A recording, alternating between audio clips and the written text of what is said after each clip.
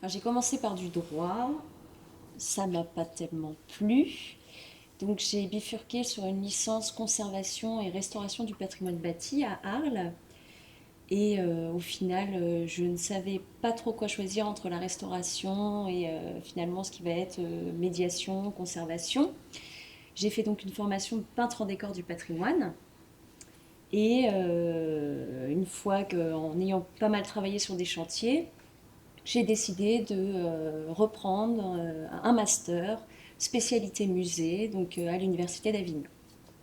Ce qu'on appelle médiation, évidemment, c'est tout ce qui va faire le lien entre le public et les collections d'un musée et les œuvres d'art dans le cadre soit d'un centre d'art, soit d'un musée. Je n'ai pas du tout fait d'études sur la médiation, du tout. J'ai une licence de cinéma, en fait. Et ce qui m'a amené à faire ce métier-là, c'est, je dirais, une formation sur le tas, puisque j'ai travaillé pour les monuments nationaux pendant plusieurs années en tant que vacataire, dans divers monuments nationaux, et j'ai appris mon métier là, en fait, en faisant de la médiation, parce que j'en avais l'occasion. Ce qui m'a amené à être bien formé, à avoir affaire à des publics très différents. Et du coup, ensuite, j'ai eu l'occasion de postuler à un poste dans un office de tourisme à Creil, dans lequel je faisais l'accueil du public, mais je faisais aussi des visites guidées sur le territoire. Et ensuite, j'ai vu l'annonce au musée de la Grande Guerre, et du coup, j'ai postulé ici pour devenir médiateur. Notre mission principale, c'est quand même l'accueil des publics scolaires et puis évidemment les visites guidées et les ateliers avec ces publics scolaires. On fait un peu de médiation avec les publics plus âgés ou plus familiaux, de temps à autre aussi. Mais le cœur de notre métier, ça reste le public scolaire, malgré tout. Ouais. On a des visites guidées qui s'adaptent à l'âge de ces publics, donc à la fois le cycle 2, cycle 3, puis après tout ce qui va être le secondaire. On a des outils de médiation donc, qu'on va mettre en place pour animer ces visites.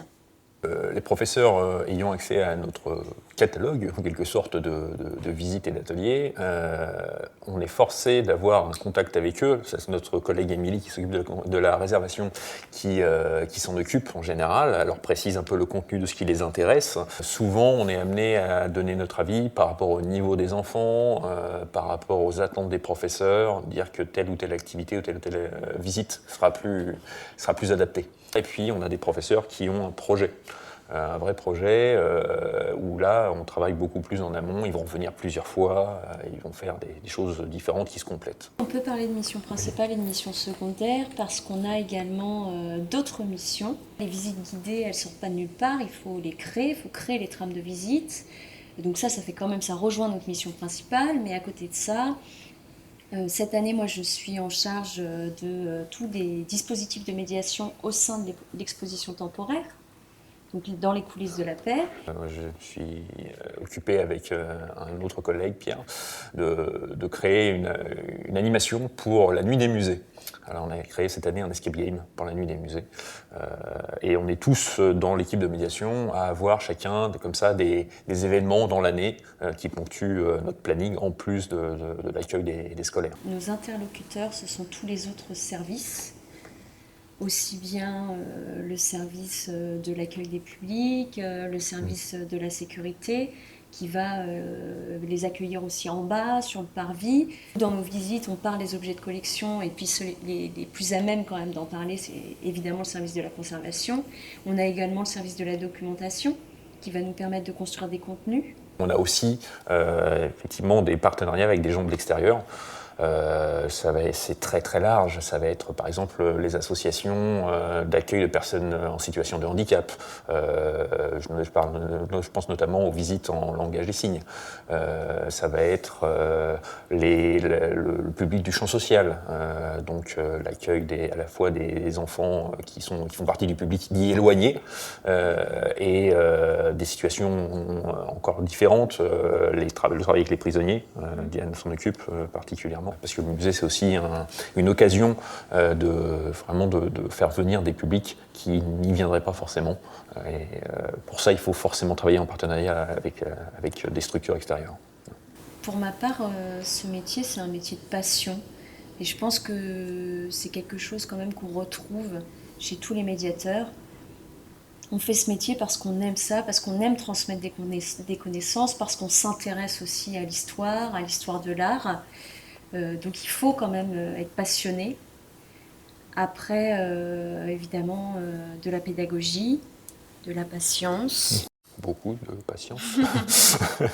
Mais oui, c'est un mélange des deux en fait. Hein. C'est la capacité à se mettre au niveau de notre public, à la fois dans les attentes qu'il a et dans le niveau qu'il a. Hein. Forcément, évidemment, on ne s'adresse pas à un CM2 comme on s'adresse à un troisième. Il faut savoir toucher à l'intérêt de chacun pour que chacun y en tire quelque chose.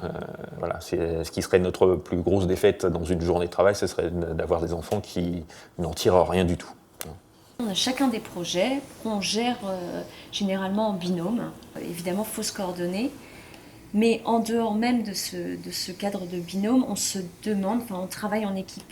Il faut avoir un retour des autres quand on conçoit par exemple un dispositif de médiation. Comment est-ce qu'eux, ils appréhendent le dispositif? Est-ce qu'ils pensent que ça va marcher? C'est très important de fonctionner de cette manière-là. Il faut se mettre d'accord avec nos collègues. Ils nous aident beaucoup aussi à gérer certaines situations. Donc c'est très important pour ça. Eux, ils nous apportent beaucoup de choses parce qu'ils ont des connaissances techniques que nous, on n'aura pas forcément. Nous, après, on peut leur apporter des choses. Je sais que je peux aider au niveau de l'anglais parce que moi, c'est une langue que je parle couramment. Et donc, quand j'ai un collègue qui a besoin d'aide sur ce point-là, voilà, c'est typiquement le genre d'aide qu'on peut apporter en contrepartie. Le retour de la journée, c'est beaucoup les élèves. Je sais qu'après chaque visite, je demande aux élèves, alors, est-ce que ça vous a plu? Est-ce que vous avez appris des choses? Puis évidemment aux professeurs aussi, est-ce que la visite lui a convenu par rapport à ses attentes? En fait, c'est aussi beaucoup de pratique ce métier parce que on va se rendre compte au cours du visite que si on aborde un sujet de telle manière, et pour les enfants, ça ils comprennent mieux. Donc ça va être de l'expérience qui va nous permettre d'avoir après des visites fluides qui s'adaptent au mieux aux différents types de publics. Quand on n'est pas avec le public, on lit beaucoup, énormément, tout le temps. Surtout effectivement sur les expositions qui ont lieu, plus ou moins en rapport avec ce que l'on fait. Parfois on a des choses très éloignées, mais qui vont nous servir à nous. Des informations sur la médecine par exemple, des fois on va faire un recoupement avec les soins des blessés pendant la Première Guerre mondiale. Je vous donne un exemple, tout bête. On essaye d'organiser, c'est pas forcément facile vu nos planning, mais de faire des échanges avec d'autres sites pour rencontrer des gens qui traitent soit du même sujet, soit pas du tout, mais pour voir ce que sont leurs expériences, voir ce qu'ils en disent. Effectivement, c'est dans ces moments-là qu'on essaye de s'adapter, de changer des choses, d'apporter de nouvelles choses dans ce qu'on fait. Il y a des formations, par exemple, sur comment s'adapter vraiment à un public adolescent, ce qui est complètement différent d'un public d'enfants. Voilà. Par exemple, les formations en langue aussi, ce genre de choses. Voilà, des choses qui nous servent, nous, vraiment à accueillir au mieux le public et pouvoir, encore une fois, s'adapter toujours. C'est toujours une question d'adaptation au public que l'on reçoit en permanence. On a apporté plusieurs objets. On a donc... là, ici, des objets notamment qu'on va utiliser en visite. Donc, c'est des cartes qui parlent de l'argot, notamment qui évoquent l'argot de tranchée. Ça va être vraiment un dispositif de médiation qui va permettre de solliciter les enfants. Les enfants vont attendre au cours de la visite qu'on sorte des cartes. Ça va les interroger, ça va vraiment amener leur curiosité à propos de ces mots et puis aussi à propos des objets de collection. Parce qu'évidemment, l'objectif d'une visite, c'est toujours de recouper, de mettre en valeur nos objets, nos collections au sein du musée. Donc là, on a à la fois cet argot-là. Je vais vous donner un petit exemple. On leur présente des cartes comme ça, et donc là, l'artiflot, c'est le mot d'argot qui désigne un artilleur pendant la Première Guerre mondiale. Et en général, ils ne le trouvent pas du tout. Et voilà, c'est tout l'intérêt, c'est la découverte d'un vocabulaire qui a à la fois plus rien à voir avec le leur, et qui en même temps a laissé des traces aujourd'hui. Quand on leur explique l'origine du mot godasse, par exemple, ils ont tous entendu le mot godasse. Et il n'y en a aucun, bien sûr, même chez les adultes, attention, qui sachent que ça vient en fait de la Première Guerre mondiale, effectivement. Alors évidemment, ces dispositifs, ils s'adaptent à l'âge des élèves. Là, on vise principalement des CM2. Oui. Là, ce sera pour la visite couleur. Donc c'est à partir de ce dispositif-là qu'on va pouvoir amener les enfants à réfléchir à la Grande Guerre. Un exemple. Le jaune des blés des champs, pour leur expliquer dans quel contexte les soldats vont se battre au début de la guerre. Leur expliquer que dans un champ jaune vif, et quand on a un pantalon rouge, il y a des chances que ça se passe assez mal, par exemple. On va jalonner la visite avec différentes couleurs et cet objet-là va être vraiment un outil qui va nous permettre aussi de recentrer les élèves sur les objets de collection et sur le musée. Ouais.